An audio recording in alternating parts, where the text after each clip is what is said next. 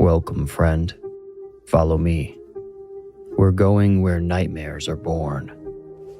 Most people would never dare enter these woods. There's no telling what horrors we'll find, the disturbing terrors we'll uncover. Don't say I didn't warn you. Unsettling creatures lurk here. Be careful, they might follow you out. Or maybe they're already inside you, in the spaces between your thoughts or under your skin. Are you afraid? Good. Now you are ready to enter the Warning Woods.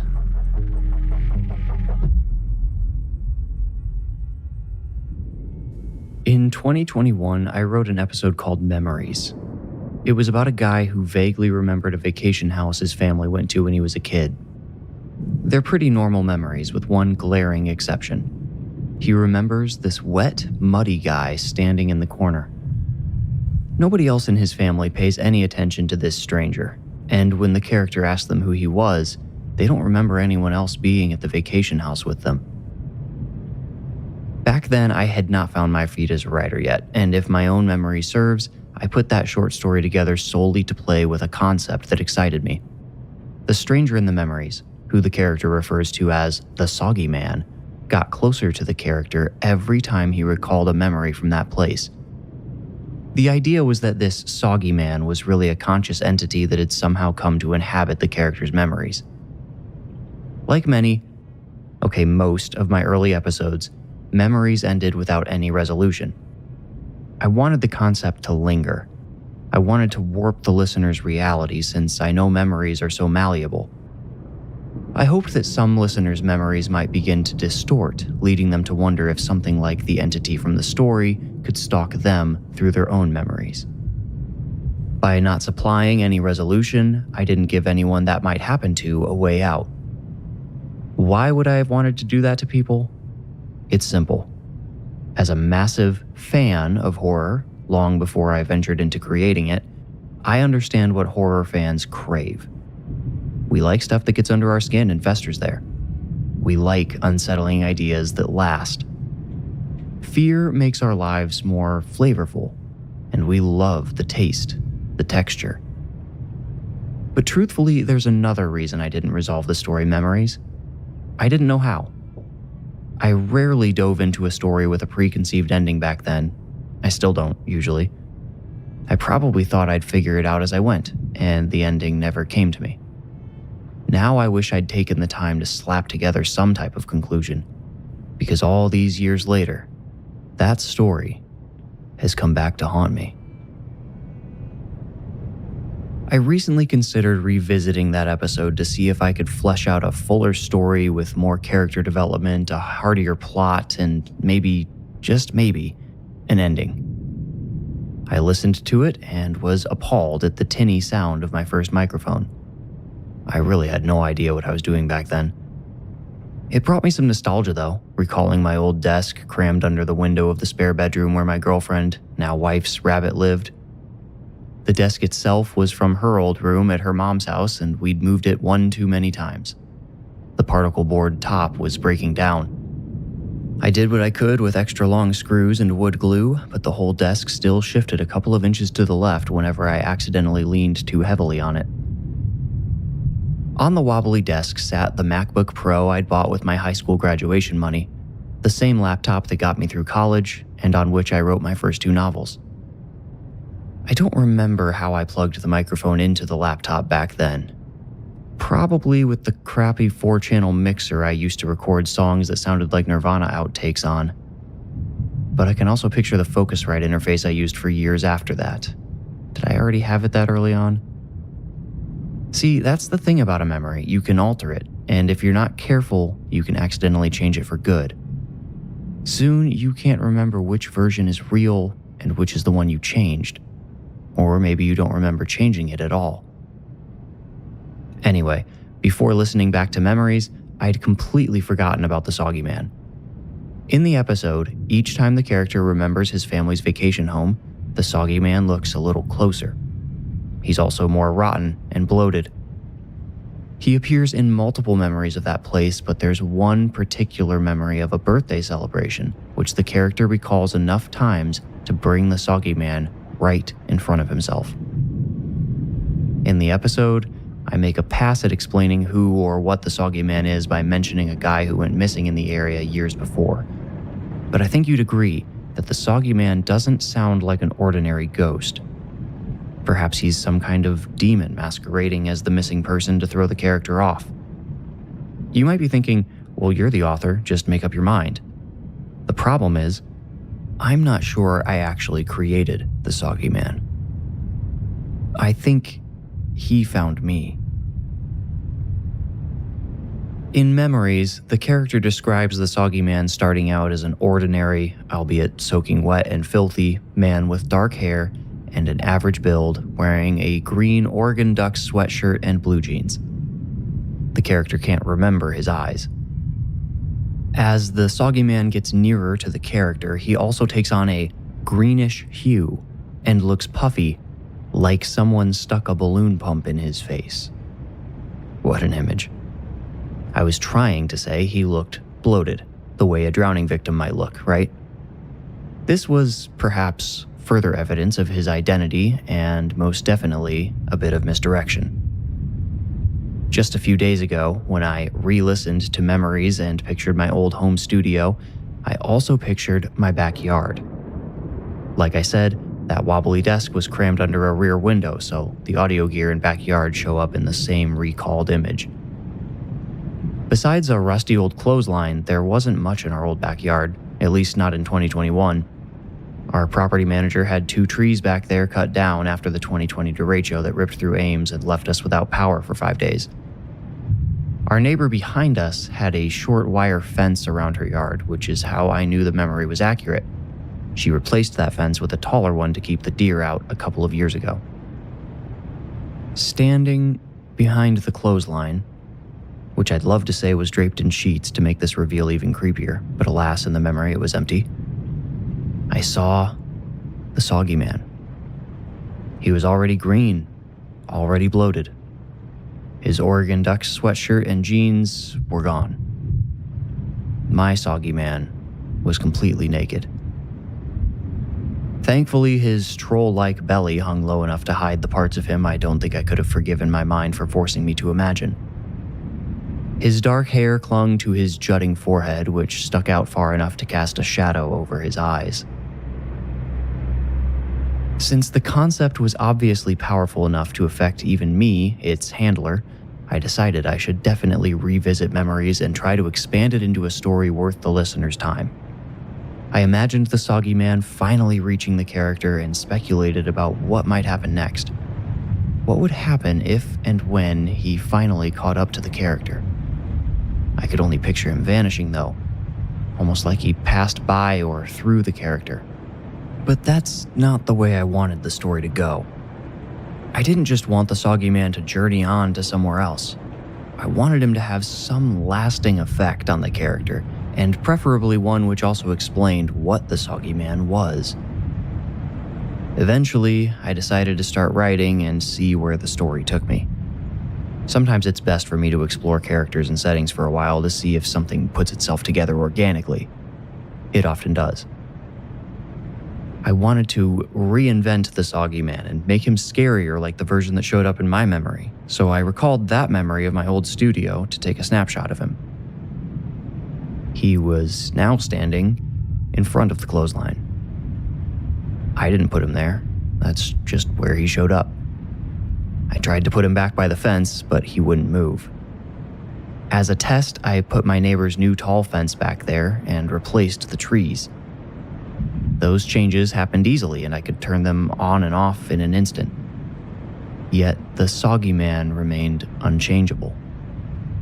He stood almost statuesque, save for nearly undetectable twitches and pulses in his narrow shoulders and hanging hands. I'll admit, my inability to control him freaked me out a little.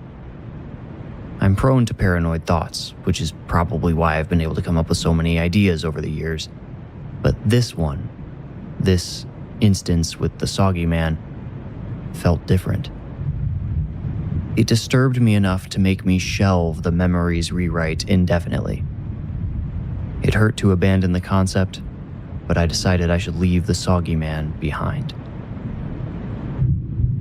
But choosing to cancel the new story didn't free me from what it imprinted on my memories. I'm sure you're aware that the harder you try not to think about something, the more impossible it becomes to ignore. In psychology, this is called ironic process theory, or the pink elephant paradox. I'm sure you've heard of it before. If someone tells you not to picture a pink elephant, what is the image that immediately comes to mind? So you can guess how telling myself not to picture my old backyard went. And each time I involuntarily recalled the view through my old window, the Soggy Man grew closer. His progress correlated with the length of time between my recollections. If I viewed the memory twice in the same day, he wouldn't be more than a step closer to my window. But after a full night of sleep, when I'd be standing in front of the coffee maker and the memory would creep into my foggy thoughts, he'd be 5-10 feet nearer. It felt like a game of red light, green light. I took that concept and tried something a little silly, but I wanted to see if it would work. I was sitting at my computer designing episode artwork for the Fairfield Railroad Phantom when the memory intruded. I noted the Soggy Man's distance, about 20 feet away. I prepared myself and switched my attention back to the artwork on my screen. I took a couple of deep breaths, then abruptly recalled the memory again, hoping to catch the Soggy Man moving. Maybe my inner child thought I could send him back to start like in the game. But if he'd moved at all, it wasn't far enough for me to tell. He remained perfectly still, besides the subtle pulsing of life or whatever force animated him. I decided, to hell with it, I'm doing the rewrite. I couldn't stop the hair-triggered thoughts about that wet guy from coming anyway, so I figured I might as well see if my brain could work out how to get rid of him through the story. I gave memories a third listen. But the Soggy Man wasn't in it this time. The character still talked about him. I mean, the words hadn't changed. The images the story put in my mind did, though. An empty green Oregon Duck sweatshirt and pair of blue jeans hovered as if worn by an invisible person in the corner where the Soggy Man was supposed to stand. The clothes advanced in the image, remaining empty but taut whenever the character mentioned the Soggy Man growing nearer. This sent me into a late-night frenzy at my keyboard, searching for anything about an entity that crawls through your memories to get to you. Before I found anything particularly helpful, I was struck by a realization. The Soggy Man started moving through my own memory after I'd begun playing with ideas about where his unresolved story might lead. I had imagined the thing I hadn't bothered to in 2021.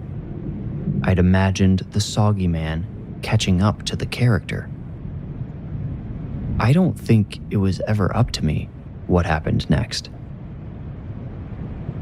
I fell asleep in front of the computer, wondering how it was possible for something to have escaped a world I'd imagined and enter my true memories.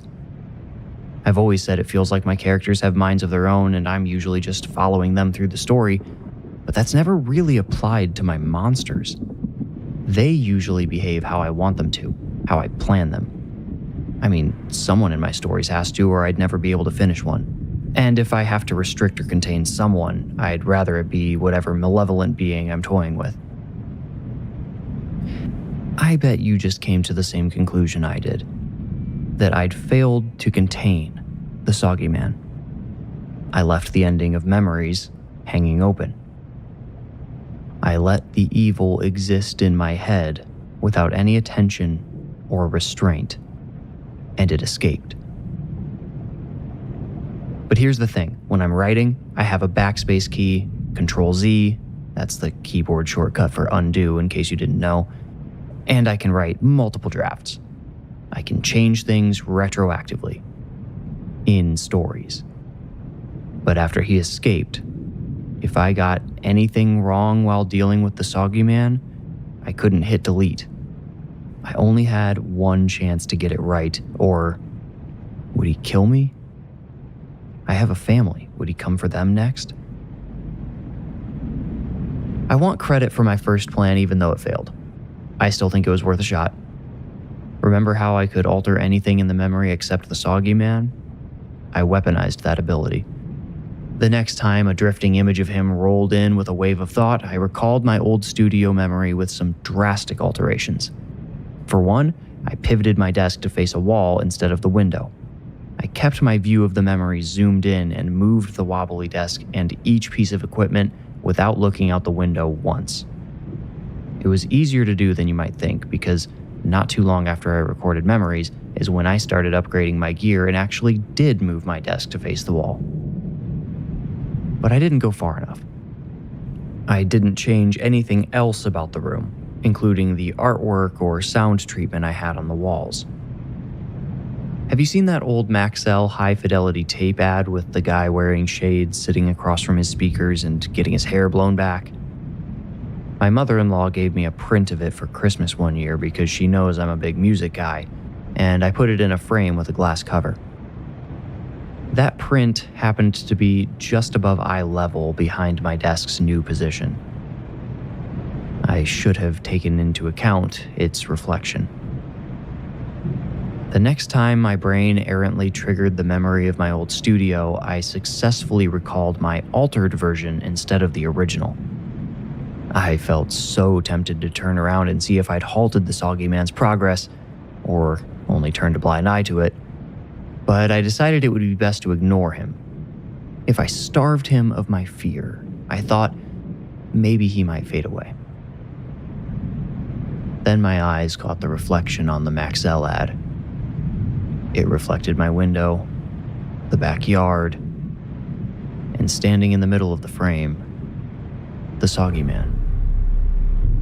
His features looked even more shadowed in the dim reflection, but I could still feel his eyes on me, burrowing in like claws and driving in to make sure I knew I could not escape. I shut off the memory immediately and tried to plan my next step, but strategizing without accidentally picturing the memory proved quite difficult. I walked into my present office/studio, which at that point no longer resembled the 2021 version in any regard. I had a new desk, computer, speakers, microphone, new chair, additional artwork and guitars. And I considered how I might structure the studio in my memory to counter the reflection problem. The simple solution struck me almost immediately. Close the curtains. If I wanted to shut the Soggy Man out of my view, why hadn't I just closed the curtains? It would have been a hell of a lot easier than altering the entire arrangement of the room. Feeling stupid, I sat in my chair, closed my eyes, and imagined my old desk again. This time, I was careful not to look up at the Maxell ad. I imagined the scraping sound of the curtains drawing closed and watched the office get dark. Then I reached up to the light switch behind my desk and flipped it on. And that was that. I'd hidden the Soggy Man from view. Satisfied, I returned to the memory multiple times that day in hopes that my continuous visitation without looking at him might drain him of his power. I thought my seeing him was feeding him somehow, and that if I forced him to exist without being seen, he would starve. Since he was a creation of my own mind, I thought this would work. I thought I could retroactively put rules on him as if he was still in one of my stories. But remember, he'd escaped my imaginary world. He was the one part of my memory that I could not alter. That night I had a dream that I was sitting at my old wobbly desk in the uncomfortable office chair I'd taken from work because it was going to get thrown out, typing away on my old MacBook. I couldn't read the words I was typing, but the title at the top of my screen clearly said Memories. Everything was bathed in artificial light. None came in through the window, which told me the curtains were graciously drawn in the dream version of my memory. Does that even count as a memory? It doesn't matter. Unfortunately, even though the dream respected my alterations, it was still a dream. I attempted lucid dreaming in high school but never found much success and gave up. This to say I had no control over my actions in this dream. My dream self saved his file and shut his laptop down, leaving the screen open. A reflection took the place of the light gray power down screen, and in it, I saw a single green, bloated hand hanging next to a matching leg. My dream self spun in his chair and came face to face with the Soggy Man. He was close enough that I could finally see his eyes glaring down at me with rage, amber orbs encasing tiny black dots in their centers. I startled awake, jerking hard enough to wake my wife as well. I told her I'd only had a nightmare and she could go back to sleep. It didn't take her long. I felt like I had a hangover, I was so tired, but I could not fall asleep again that night. I avoided conjuring any memories of my old office for hours. The looming threat of the Soggy Man made me so afraid I think my brain blocked the memory for me like a trauma response. But just before lunch, it broke through. The memory picked up where the dream left off. Me, seated at my desk, my laptop powered down in front of me with its black screen reflecting the room and closed curtains behind me. In the reflection, I could see him standing directly behind my chair. His bloated, glistening arms hung on either side of me.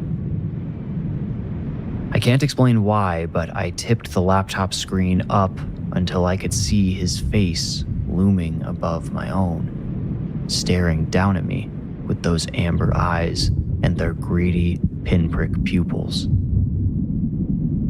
He didn't move, but he was close enough he could have reached out and grabbed me. That was the last time I saw the Soggy Man. The next time the memory returned, he'd vanished, just like he had when he reached my character in memories. I found no relief in his absence. It only made me wonder where he could have gone next. He'd escaped my imagination first, then entered my memories. I feared the next stage might have been my reality, but I haven't seen him appear anywhere. Not yet. I tried resetting the memory of my old office, opening the curtains, putting the desk and all its gear back in place, making sure the fence in the backyard matches the one from 2021. But the Soggy Man is nowhere to be found. I can barely even picture him anymore if I try. As I've been writing this, it's been a struggle to describe him. I've only been able to reach one conclusion about where he might have gone, and it's the reason I'm sharing this with you all now. This story comes with a warning and a heavy apology. I think the Soggy Man may have escaped my mind altogether. And unfortunately, I fear he may have spread to one of yours. I am so sorry.